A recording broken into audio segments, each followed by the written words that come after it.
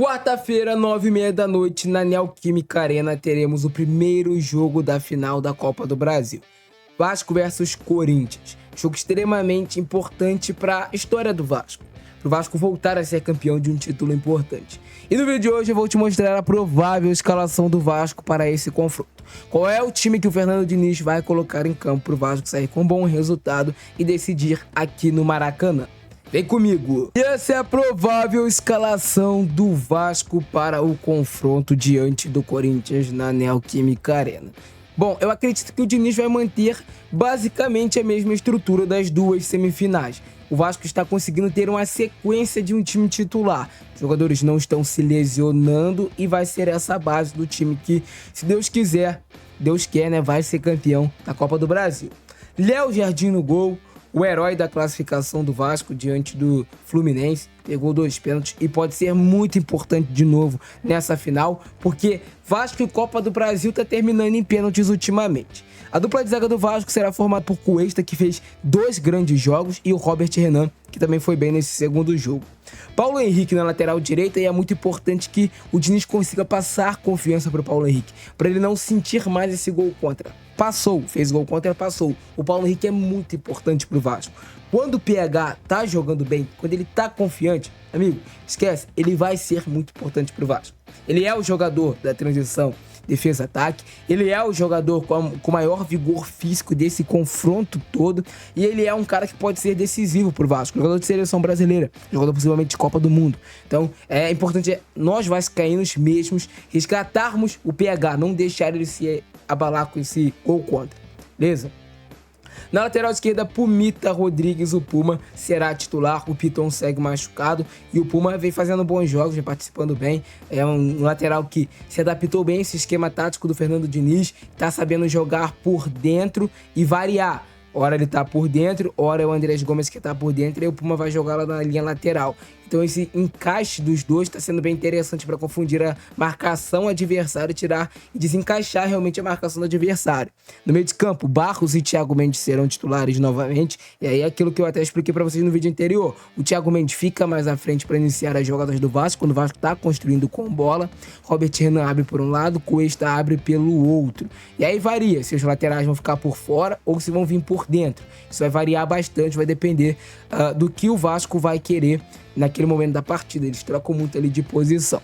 Então o Barros e o Thiago Mendes são importantíssimos, tanto para recuperar a bola, quanto também para organizarem o Vasco em construção ofensiva. São 2 jogadores que cresceram muito nessa reta final, principalmente o Thiago Mendes, que era o cara que o Vasco estava precisando, tinha no elenco, mas não estava bem fisicamente. Agora, bem fisicamente, ele está conseguindo render. Qualidade técnica sempre teve.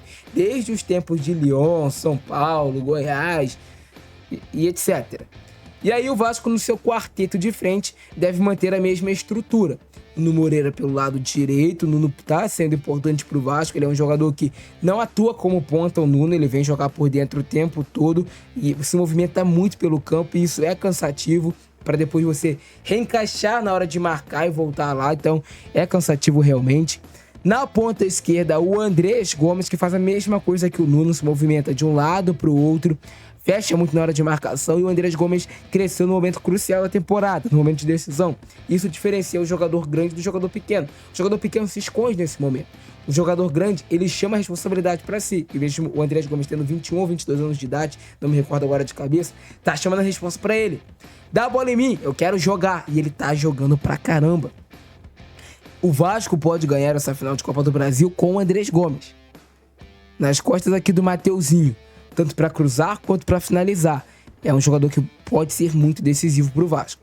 E aí a dupla de ataque do Vasco é Arraian e Felipe Coutinho. Coutinho tem muita liberdade para buscar a bola lá atrás nos zagueiros, iniciar jogadas do Vasco, e quando o Coutinho tá bem, o time do Vasco cresce como um todo. E aí a gente torce para que o Coutinho tenha uma atuação de gala, né? Imagina se o Coutinho tenha uma atuação como ele teve diante do Santos lá na Neoquímica Arena. Vai ficar muito difícil do Vasco não ganhar o jogo. Porque a gente tem um time também de muita qualidade também do outro lado. Mas aqui do nosso lado também tem qualidade. E o Ryan como centroavante. É o cara que a estrela dele pode brilhar nesse confronto. Cara decisivo, o jogador que quando a bola chega para ele pelo alto, por baixo, ele decide. O Vasco tem jogadores decisivos nesse momento. O Vasco não vai precisar de muitas oportunidades de gol para marcar gol. Eu acho que se o Vasco conseguir explorar jogadas no Gomes, no Ryan, mantiver o seu estilo de jogo sem medo, com culhão para jogar lá na Neoquímica Arena e aqui no Maracanã, que já tá decidido que vai ser no Maracanã, o Vasco tem chance de ser campeão dessa Copa do Brasil realmente e tirar essa marca, né, que tá aí no Vasco de não ganhar títulos, ganhar de novo, ao grande protagonismo do futebol brasileiro. Isso é Vasco da Gama. E essa é a nossa provável escalação, não deve ter mudanças. Agora, na hora de mexer no segundo tempo, o Vasco tem as opções do Matheus França, do Hugo Moura. O Vasco tem algumas opções no elenco. Por exemplo, o Verratti, dependendo também do jogo. Mas o Vasco não tem aquele banco robusto. E isso pode fazer diferença. Que esses jogadores do Vasco que entrarem do banco, entrem para fazer a diferença. Tomara que o Matheus França, assim como o Gomes, cresça nesse momento decisivo. Que ele tem talento, ele tem qualidade para isso. E que o Verratti, se entrar no jogo, consiga ser protagonista, como foi contra o Fluminense. E essa é a provável escalação do Vasco. Corinthians, a gente ainda não sabe, né? Porque o Corinthians alterna entre linha de 3 zagueiros atrás e linha de 2 zagueiros atrás. Então, entre linha de 5 e entre linha de 4 atrás. O Corinthians alterna bastante. O Corinthians utilizou no Campeonato Brasileiro contra o Vasco, que deu certo, 3 zagueiros atrás.